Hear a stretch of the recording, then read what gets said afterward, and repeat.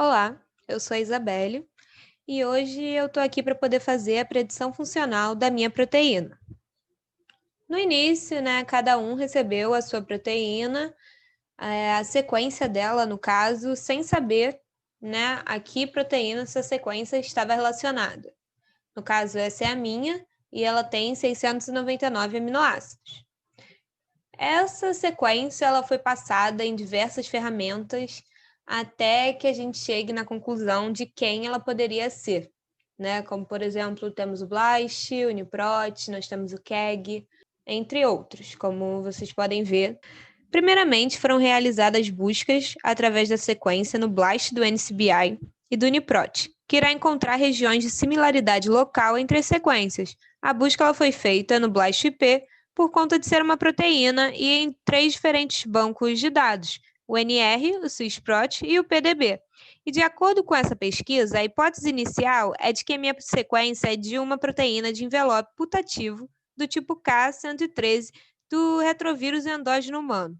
O putativo é quando você tem aquela sequência, mas, por exemplo, você não conhece a proteína relacionada a ela, ou então você não sabe a função dessa proteína, ou não sabe mesmo a família dela.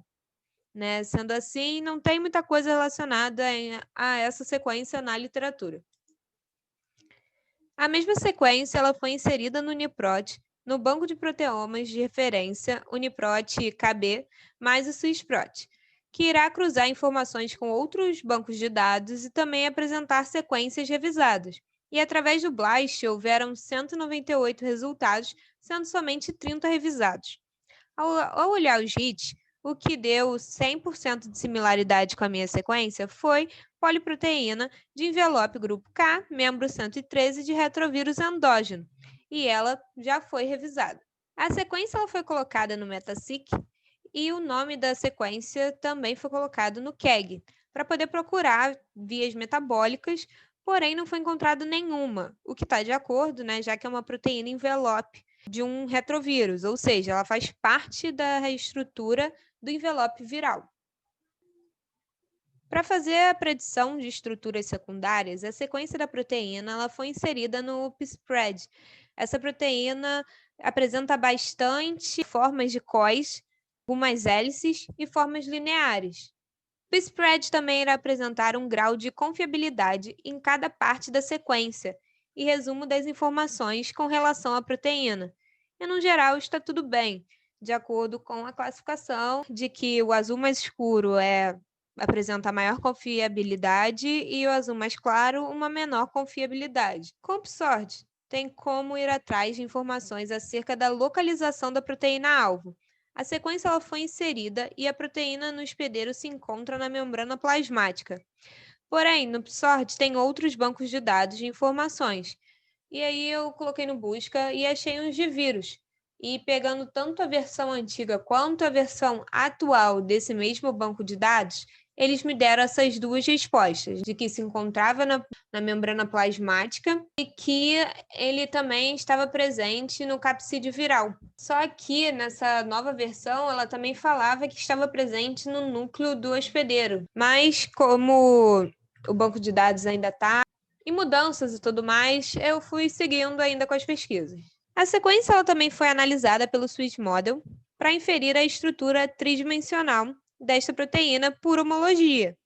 Tanto no primeiro quanto no segundo modelo, ocorreu uma baixa cobertura e baixa identidade com template. O Min e o QMQE também não tiveram um valor bom, sendo assim, esses modelos não podem ser bem considerados uma referência. A partir do modelo gerado pelo Swiss Model, foi baixado um arquivo PDB do template e do modelo para serem analisados tridimensionalmente no PyMol, para calcular o RMSD, uma medida média das distâncias de desvios entre duas moléculas. Foram gerados 2 modelos. No primeiro, o RMSD encontrado foi de 11,544 e no segundo foi de 9,174. Então, não tá bom, porque era para poder ter sido perto de 1. Agora, buscando validar a estrutura modelada e a qualidade da proteína, foi gerado um quadro de Ramachandra pelo Saves Database, ProCheck, através do modelo gerado, no formato PDB. A maior quantidade de aminoácidos estão nas áreas mais favoráveis em vermelho, totalizando 84% e 90%, né, em cada um dos modelos. Na região branca, do primeiro é 1,2% e no segundo é 0%, né? Então, sendo assim, diz então que o modelo ele é aceitável. Para consolidar informações levantadas anteriormente e analisar novos possíveis dados, a sequência FASTA ela foi inserida em uma busca pelo Interpro, e nele não mostrou a família, mas mostrou que apresenta 2 domínios principais, né, que estão relacionados à glicoproteína do envelope de retrovírus. A sequência de aminoácidos foi analisada no SMART e foram identificados 2 domínios helicoidal transmembrana, sendo um tendo início na posição 466 e término na 488, e o outro tendo início na 633 e término na 655. Apresentou-se também 2 regiões de baixa complexidade, que foram identificadas pelo programa SEG. A primeira na posição 8 a 22 e o segundo na posição 94 a 106. Nas ferramentas como String, Cat, FastScoop, Scoop, Moonline e SignalIP, não foi possível obter nenhum resultado. No String foram feitas tentativas com o nome da proteína e também pela sequência do aminoácido, mas em nenhum dos casos foi achado algo. No Cat, ficou carregando eternamente. E no FastScoop não obteve nenhuma família, ou seja, não teve nenhum código para pôr no Scoop. E no Moonline não achei nenhum modelo correspondente na minha proteína. E no SignalIP também não apresentou nenhum peptídeo de sinalização, já que a proteína tem como função ser estrutural. Para então fazer a filogenia, foram inseridas 12 sequências de aminoácidos que tiveram hit pelo BLAST no BioEdit, para poder fazer então o alinhamento múltiplo utilizando o Clustal. Todas as sequências elas são pertencentes ao grupo K, igual ao grupo da minha proteína. Ao olhar, o alinhamento, pode-se inferir que grande parte dos sítios são conservados entre as sequências analisadas, levando em conta o grau de conservação entre os sítios.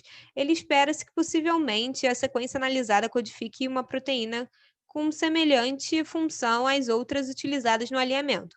Porém, porções terminais do alinhamento identifica maiores variações e algumas regiões específicas, como na região 160 e 190 de pares de base. Modificações em regiões específicas, como mencionadas anteriormente, podem resultar em modificações de um domínio específico da proteína que pode ser essencial para o desempenho da sua função.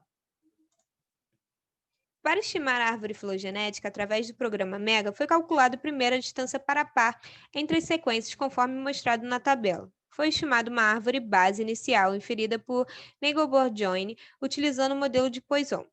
A partir da árvore teste, foi feito um teste de máxima probabilidade para poder gerar a árvore filogenética posteriormente. E aí, através desse teste, ele mostrou que o melhor modelo para ser utilizado era o JTT, ou seja, era ele que apresentava o menor valor de inferência bayesiana.